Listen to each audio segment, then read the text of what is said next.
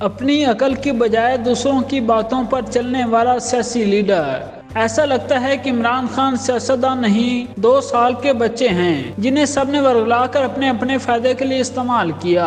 وہ ہمیشہ اپنی غلطیوں کا الزام بھی دوسروں کے سر لگا کر خود کو کلین چٹ دے دیتے ہیں اور فالوز کے سامنے ننھے کاکے بن کر ایسا ظاہر کرتے ہیں وہ خود بھی بالکل ٹھیک ہیں، بس انہیں جو لوگ ملے وہ ٹھیک نہیں تھے۔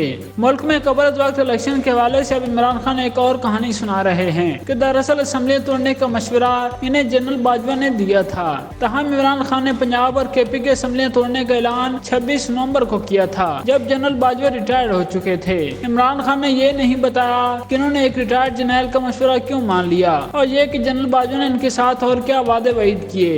ایک انٹرویو میں عمران خان نے کہا کہ جنرل باجوہ کا کہنا تھا کہ اگر پی ٹی آئی نئے انتخابات چاہتی ہے تو اپنی حکومتیں ختم کر دیں۔ ان کا کہنا تھا کہ جنرل باجوہ نے ایکسٹینشن کا پلان کیا ہوا تھا۔ جنرل باجوہ کا کوئی نظریہ نہیں تھا۔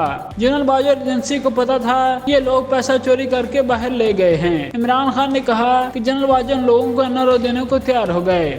ان کا کہنا تھا کہ آئی بی ہیڈ نے مجھے بتایا کہ جنرل باجوہ شہباز شریف کو لانا چاہتے ہیں۔ مشرق وسطیٰ کے رہنما نے 1 سال قبل بتایا کہ باجوہ تمہارے ساتھ نہیں۔ الیکشن کے بارے میں عمران خان کا کہنا تھا کہ حکومت جون جولائی میں الیکشن کروانے پر راضی ہو جائے تو مذاکرات ہو سکتے ہیں۔ انٹرویو میں عمران خان نے یہ تو کہا کہ اگلی مرتبہ وہ پنجاب میں بہتر وزیر اعلیٰ لائیں گے، لیکن یہ نہیں بتایا کہ وہ اپنی غلطیاں تسلیم کرنا کب شروع کریں گے۔ عمران خان نے یہ بھی دعویٰ کیا کہ جنرل باجوہ نے بہت پہلے امریکہ کے ساتھ لابنگ شروع کر دی تھی اور وہ چاہتے تھے کہ امریکی اس کی توسیع کی حمایت کریں۔ تاہم عمران خان نے اس بات کا ذکر نہیں کیا کہ وہ بھی جنرل باجوہ کو توسیع پر تیار تھے۔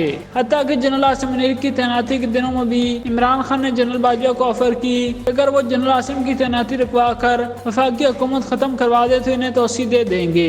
انٹرویو میں عمران خان کا کہنا تھا کہ انہیں ڈر ہے کہ حکومت مذاکرات کو الیکشن میں تاخیر کے لیے استعمال کرے گی۔